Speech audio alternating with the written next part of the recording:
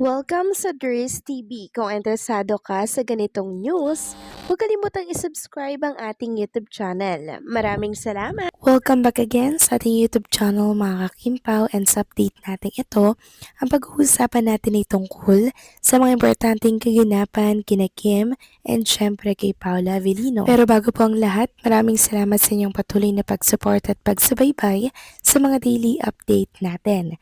Kaya naman bilang pasasalamat, narito po ang ilang napili kong komento patungkol ito sa naging previous update.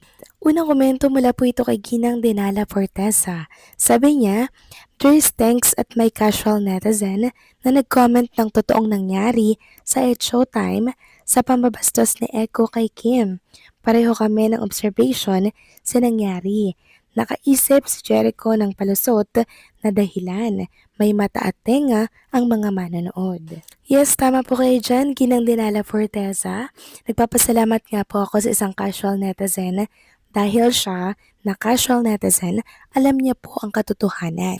Pag kasi nanggaling sa mga Kim Pao fans, sasabihin ay supporters kasi ni Kim and Paolo or ng Kim Pao. Casual netizen ang nag-comment, di wala siyang kawala, wala siyang lusot. Kasi maging ang casual netizen, nakita yung kamalian na ginawa niya kay Chinita Princess. But anyway mga kakimpaw, hayaan na lang natin yan dahil tayo naman pong mga may mata, may tenga at nakakakita ng kamalian, hindi tayo maloloko ng sino man dahil mismo mga mata natin ang nagsasabi at nakasaksi ng buong katotohanan. Lokohin man niya ang iba, tayo hindi po nila maloloko dahil tayo marunong tayong magbatyag, marunong tayong mag-obserba ng tama at mali. Yun lang yun mga kakimpaw. And also si Kim, lagi naman siyang binabahan ng blessings.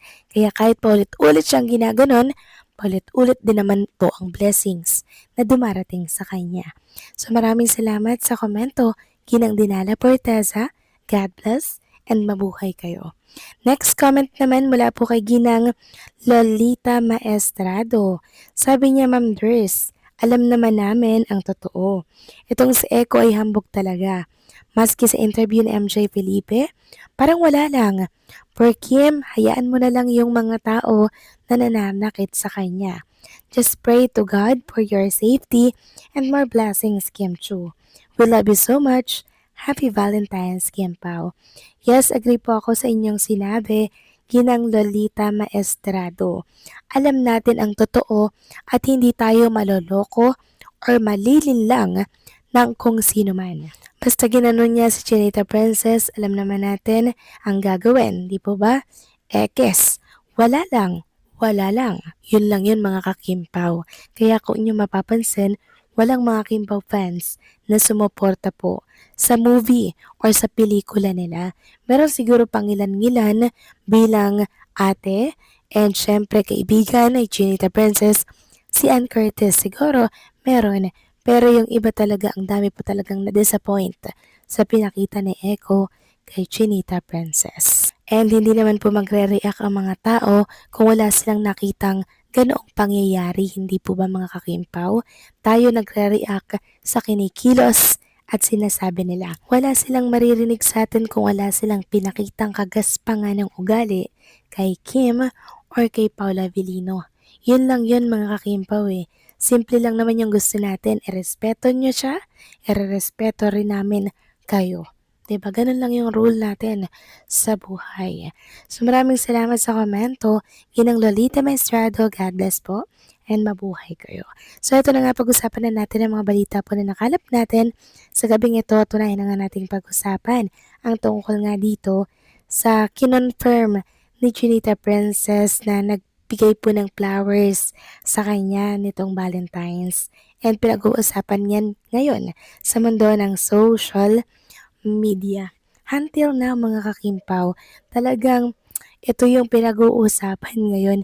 And maging si MJ Felipe, kinilig din po ng bonggang-bongga. Sabi niya nga, masaya ako na masaya ka, Paolo to Kim Chu. So, kinonvert yan ni MJ Felipe into text dahil maging siya kinikilig sa sinabi nitong si Paolo. And tinanong pa nga po ni Paula Avellino mga kakimpaw si Kim Cho kung nagustuhan mo ba? Ang sagot ni Kim, oo naman. Thank you so much. Then sabi ni Paolo, you're welcome. Gusto mo pa? Then sabi ni Kim, pwede naman everyday. Tapos sagot ni Paolo, mamumulubi ako. Siguro mga kakimpaw, libo talaga yung flowers na yon. Diba mga 3,500, 4,000, meron pa nga pong 5,000, diba? Pero I'm sure kayang-kaya naman ni Paula Avellino yun mga kakimpaw kahit araw-arawin niya pa yung pagbibigay ng bouquet of flowers kay Chinita Princess. At eto pa mga kakimpaw, meron pang isang katanungan kay Chinita Princess and Paula Avellino kung ano daw yung ginawa nilang dalawa nung Valentine's Day. So sabi ni Chinita Princess, nasa bahay lang daw siya, nanonood ng Netflix, yung Inferno ata yun. Tapos si Paula Avellino, nasa bahay din, may inaral daw siyang something, ganyan. Gusto nila lang sabihin na hindi sila nag-date together.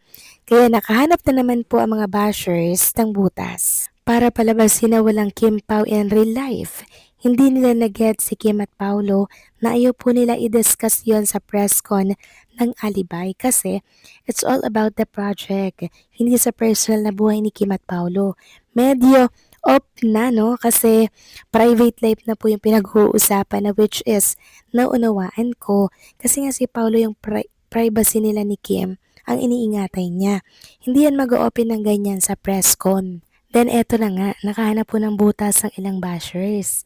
Sabi ng isang netizen dito sa X, walang dinner date ang Kim Pao. Nung Valentine's Day, nagbigay lang ng flowers si Paula Avellino kay Kim Chu. So wala talagang silang relasyon. Basag ang dilulo ng mga fans. It's obvious, Paula is just using Kim's popularity para sumikat. So, 'di ba, may konklusyon na po agad sila mga kakimpaw sa sinabi ni Paula Avellino at Kim Chu na nasa bahay lamang sila and syempre nanood ng Netflix and si Paolo may inaral. So, may konklusyon na agad ang mga bashers na wala daw Kim Pao in real life. Syempre, napakadaling sabihin niya ng mga bashers. Kasi nga po, nakatungangan na lamang siya or sila sa mga press ko ni Kim and Paolo at naghahanap po ng ikakasira ng Kim Pao. Hindi nila alam mga kakimpaw na tayo mga tagapakinig ni Kim and Paolo Avellino and supporters alam ang galawan ng Kim Pao. Hindi nila ata alam na si Kim and Paolo ay private na tao. Hindi po nila i-discuss dyan mga kakimpaw yung tungkol sa dinner date nila. Kasi ang tungkol ito sa The Alibay. Tungkol ito sa project na ipapalabas sa Free TV, mga kakimpaw, hiniwalay po ni Kim and Paolo yung personal na buhay dito sa kanilang project. Grabe din talaga yung mga bashers, no? May konklusyon agad. Kayo ba, naniniwala ba kayo mga kakimpaw na hindi lumabas or nag-dinner date si Kim and Paolo Avellino? Sige, kayo po ang tatanungin ko tapos magkomento kayo dyan sa baba at babasahin ko yan, okay? So, paano mga kakimpaw, hanggang dito na lamang po ang update natin. Maraming salamat sa patuloy na pagsuporta.